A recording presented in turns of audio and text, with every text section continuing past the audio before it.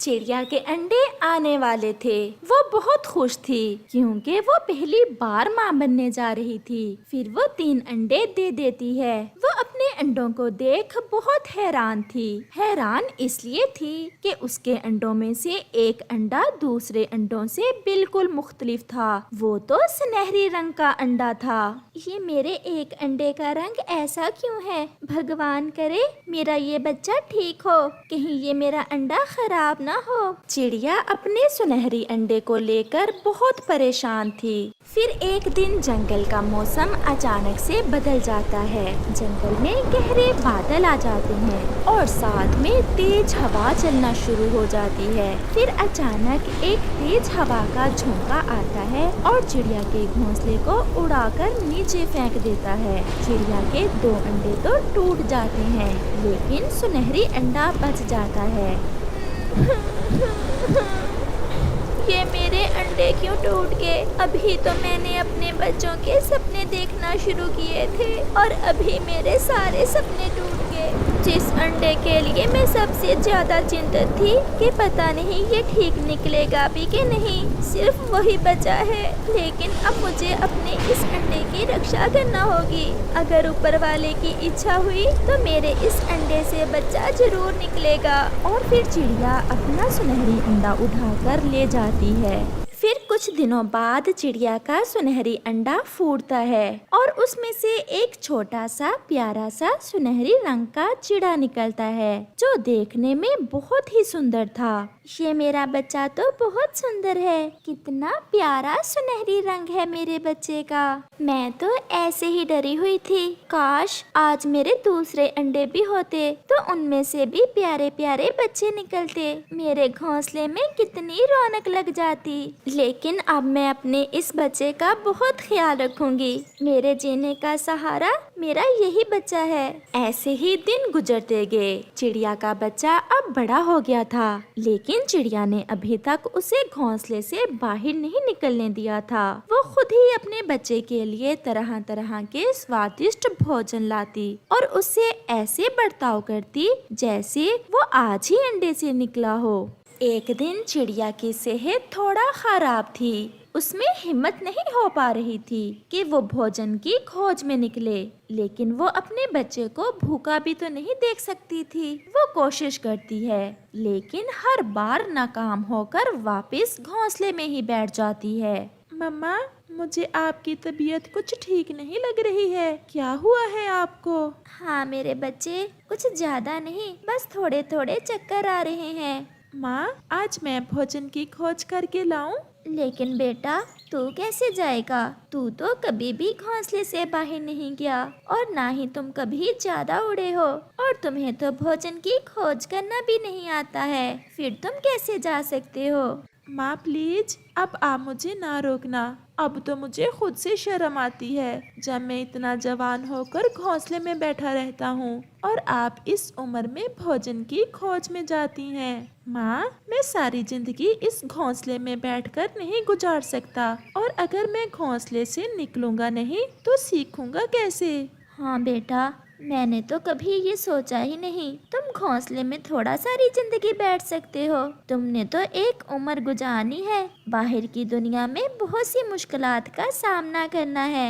मुझे माफ करना बेटा, मैंने आप पर इतनी पाबंदी लगाकर अच्छा नहीं किया, लेकिन अब मैं आपको नहीं रोकूंगी। जाओ बेटा, जो तुम्हारा मन करे वही करना। हाँ, अच्छाई और बुराई में फर्क को हमेशा समझना।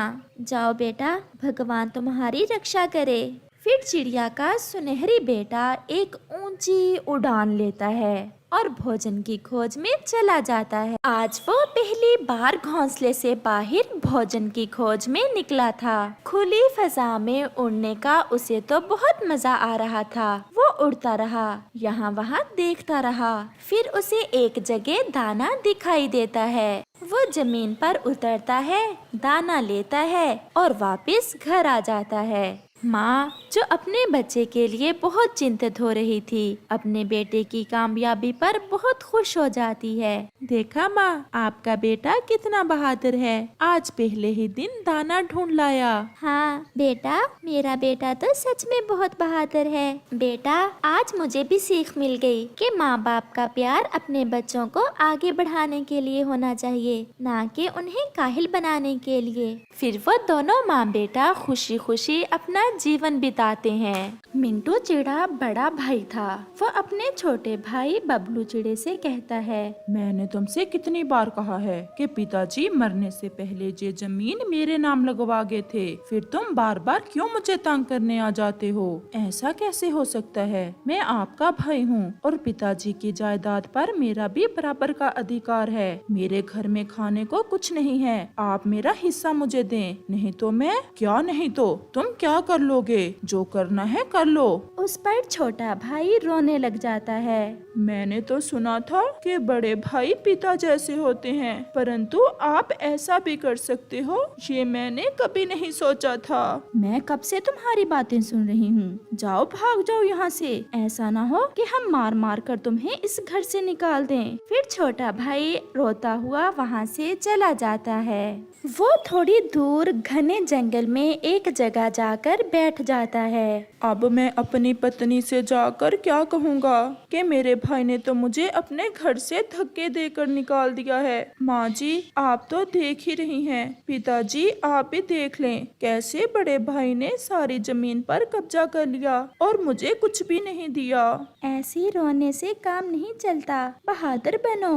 बहादुर अपने माता पिता की तरह अच्छाई को आगे बढ़ाओ। और ये लो, ये आपके लिए है। वहाँ एक परी आकर बबलू चिड़े से ऐसा कहती है और उसे एक बांसुरी देती है। आप कौन हैं और ये चीज मेरे किस काम की है? मैं तुम्हारी मम्मा की सहेली हूँ। आपको मुसीबत में देखकर आपकी मदद करने आई हूँ। ये एक जादुई बांसुरी है। इसे बजाने से पहले ऐसा कहना, जादुई बांसुरी गाती जा और भूखों को भोजन खिलाती जा। ऐसा कहते हुए वो परी वहाँ से गायब हो जाती है। बबलू चिड़ा भी वो जादुई बांसुरी लेकर घर चला जाता है। तो क्या आपके भाई जायदाद में से हिस्सा देने के लिए मान गए या नहीं? नहीं, भाई तो नहीं माने। उन्होंने तो मुझे घर से धक्के देकर बाहर निकाल दिया। अब कैसे चलेगा? महीने का राशन भी खत्म हो गया है और घर का किराया भी आने वाला है।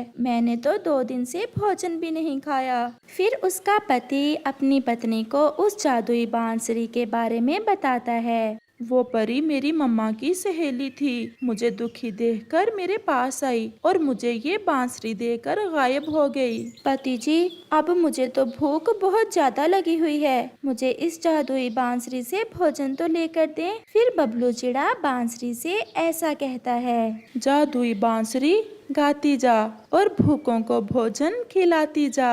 और उस बांसुरी को बजाता है। फिर क्या था, वहाँ तो उस जादुई बांसुरी के कारण भोजन ही भोजन आ जाता है। वो दोनों पति पत्नी भोजन खाते हैं और भगवान का शुक्र करते हैं कि उन्हें वो जादुई बांसुरी मिल गई। इस तरह वो पति पत्नी उस जादुई बांसुरी से तरह तरह की चीजें लेते, भोजन और दूसरी चीजें उस जादुई बांसुरी से लेकर बाजार में बेच देते। ऐसे कुछ ही दिन गुजरते हैं कि वो तो अमीर हो जाते हैं। वो अपना घर भी बना लेते हैं और उनके घर में खाने को ढेर सारा भोजन भी था। वो तो भोजन दूसरे गरीब पक्षियों में बांट भी देते। उस छोटे को तो मैंने जायदाद में से भी कुछ नहीं दिया, फिर उसके पास इतने पैसे कहाँ से आ गए? घर भी पक्का बना लिया है और वो भी अपना। देखो तो हर रोज कैसे दूसरे गरीब पक्षियों में भोजन बांटता है। चलो आज रात उसके घर जाकर देखते हैं कि आखिर माजरा क्या है। फिर जैसे ही रात होती है, बड़ा भाई और उसकी पत्नी खिड़की में से देखते हैं। जादुई बांसुरी गाती जा और मुझे चावल देती जा। तो ये सारा काम इस जादुई बांसुरी से हो रहा है। इसे आज रात ही चुराना होगा। आधी रात थी, सब सो रहे थे कि बड़ा भाई अपने ही छोटे भाई के घर में चोरी करने आता है। वो वो चुपके से जादुई बांसुरी उठाता है और भाग जाता है। घर जाकर वो अपनी पत्नी से कहता है, अब देखना मैं इस जादुई बांसुरी से क्या मांगता हूँ। छोटा तो पागल है जो इस जादुई बांसुरी से केवल भोजन ही मांगता है। जादुई बांसुरी गाती जा और सोने का ढेर लगाती जा।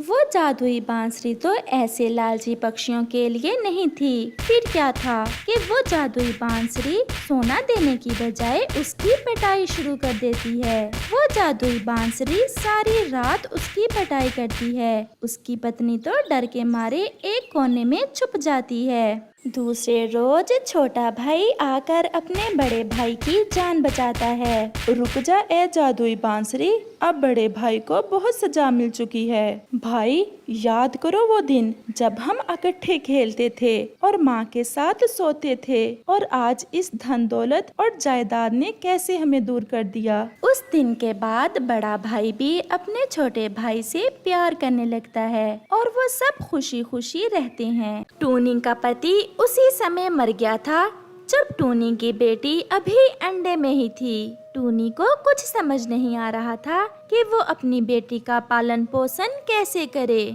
टूनी, मेरी सहेली, मेरी माँ तो दूसरी शादी कर ले। इतना लंबा जीवन पड़ा है तुम्हारे सामने, अकेले कैसे बिताएगी। तेरी बेटी तो कल को ब्याह कर अपने घर की हो जाएगी, लेकिन तेरे लिए अकेले रहना बहुत मुश्किल होगा। नहीं बबली, मैं ऐसा नहीं कर सकती। कोई भी गैर पक्षी मेरी बेटी को बाप जैसा प्यार और सम्मान नहीं दे सकता। मेरे जीवन का मकसद तो सिर्फ मेरी बेटी है। मुझे चिंता है तो सिर्फ इस बात की कि मैं अपने घर को कैसे चलाऊं। मेरे पति ने जो पैसे जमा कर रखे थे वो भी अब खत्म होने वाले हैं। मैं कोई ऐसा काम करना चाहती हूँ कि मुझे घर से बाहर न जाना पड़े। मेरी बेटी आज तो छोटी है, लेकिन कल बड़ी हो जाएगी। जमाना बहुत खराब है। मैं अपनी बेटी को घर में अकेला कभी नहीं छोड़ सकती। फिर तो घर में तुम एक ही काम अच्छे से कर सकती हो। मेरी सहेली, बताओ ना कौन सा काम। तुम सिलाई का काम शुरू कर लो। लेकिन बबली, मुझे तो सिर्फ सादा सादा से कपड़े सिलाई करना आते हैं। तुम तो जानती हो ये मॉडर्न जमाना है, पक्षियों को डिजाइनिंग वाले कपड़े ही पसंद आते हैं। तो इसमें कौन सा मुश्किल काम है। आजकल इंटरनेट का दौर है। कौन सी ऐसी चीज है जो तुम घर में बैठकर सीख नहीं सकती। तुम YouTube पर सर्च करके हर तरह की डिजाइनिंग सीख सकती हो। हाँ बबली, ये तो मैंने सोचा ही नहीं। मैं आज से ही YouTube से कपड़ों की डिजाइनिंग सीखना शुरू कर देती हूँ। टूनी को सादा सिलाई तो पहले ही आती थी, फिर वो कुछ ही दिनों में YouTube से डिजाइनिंग भी सीख लेती है। और फिर समय के साथ पूरे जंगल में टूनी की सिलाई मशहूर हो जाती है। अब टूनी घर में बैठकर सिलाई भी कर लेती और अपनी बेटी का अच्छे से ध्यान भी रख लेती। गुड़िया भी अब थोड़ा बड़ी हो गई थी। वो पढ़ाई में बहुत ज़हीन थी। वो पढ़ाई करने के बाद फारग समय अपनी माँ के पास बैठी रहती और उसे कपड़े सिलाई करते देखती रहती। ऐसे ही एक दिन टूनी कपड़े सिलाई कर रही थी कि उसका पंख सिलाई मशीन की सुई में आ जाता है और उसका पंख घायल हो जाता है। गुड़िया अपनी मम्मा को जल्दी से बुलबुल डॉक्टर के पास ले जाती है। बुलबुल टूनी के पट्टी करती है। चिंता वाली कोई बात नहीं है, बस पट्टी हर रोज करवानी है और 2 हफ्ते इस पंख के साथ कोई काम नहीं करना। लेकिन बुलबुल डॉक्टर जी, अगर मैं सिलाई नहीं करूंगी तो पक्षी तो मेरे साथ बहुत गुस्सा हो जाएंगे। आपको तो पता है दिवाली भी आने वाली है। मुझे हर हाल में सिलाई का काम करना ही होगा। अगर जख्म में इन्फेक्शन बढ़ गया तो पंख काटना भी पड़ सकता है। फिर टूनी निराश होकर अपने घर वापस आ जाती है। गुड़िया बेटा, अब क्या होगा अगर पक्षियों के कपड़े समय पर ना दिए तो वो तो मुझसे बहुत गुस्सा हो जाएंगे और दोबारा मुझसे सिलाई भी नहीं करवाएंगे। माँ, अगर मैं कहूँ कि मैं भी कपड़े सिलाई कर सकती हूँ तो क्या आप मेरा विश्वास करेंगी? बेटी, ऐसे कैसे तू सिलाई कर सकती है? तूने कौन सा सिलाई सीखी है? माँ, जब आप सिलाई करती थी तो मैं आपके पास बैठकर सब देखती रहती थी। मुझे सिलाई अच्छे से आती है, आप मेरा विश्वास करें। बेटी, अगर पक्षियों के कपड़े खराब हो गए तो हम नुकसान कैसे भरेंगे? माँ, आप देखना, पक्षी खुश होकर आपको सिलाई ज्यादा ही देकर जाएंगे। फिर टूनी अपनी बेटी पर विश्वास करके उसे कपड़े सिलाई करने दे देती है और गुड़िया तो इतने प्यारे कपड़े सिलाई करती है कि खुद टूनी भी देखकर हैरान रह जाती है। बेटी, तू तो सच में बहुत अच्छे कपड़े सिलाई करती है। मेरी बेटी तो बहुत बुद्धिमान निकली। बुद्धिमान माँ की बेटी भी बुद्धिमान ही होगी। माँ, अब मैंने फैसला कर लिया है कि मैं फैशन डिजाइनिंग में डिग्री लूंगी और खुद की बुटीक बनाऊंगी और उसमें गरीब महिलाओं पक्षियों को नौकरी दूंगी। भगवान मेरी बेटी के सब सपने पूरे करे। जो भी पक्षी अपने कपड़े लेने आता, कपड़ों की सिलाई की खूब तारीफें करता और सिलाई भी पहले से ज्यादा देकर जाता। टूनी, तेरा तो पंख घायल है, फिर तूने कैसे इतने कपड़े सिलाई कर लिए और वो भी इतने प्यारे प्यारे? अगर मेरी बेटी ना होती तो आज मुझे सबके सामने बहुत शर्मिंदा होना पड़ता। ये सब कपड़े मेरी बेटी ने ही सिलाई किए हैं। फिर तो गुड़िया की सिलाई अपनी माँ की सिलाई से भी ज्यादा मशहूर हो जाती है। फिर गुड़िया कॉलेज से फैशन डिजाइनिंग की डिग्री लेती है और खुद की बुटीक खोल लेती है। गुड़िया के डिजाइन किए हुए कपड़े तो आसपास के सभी जंगलों में मशहूर हो जाते हैं और फिर वो दोनों माँ बेटी बहुत अच्छा जीवन गुजारती हैं।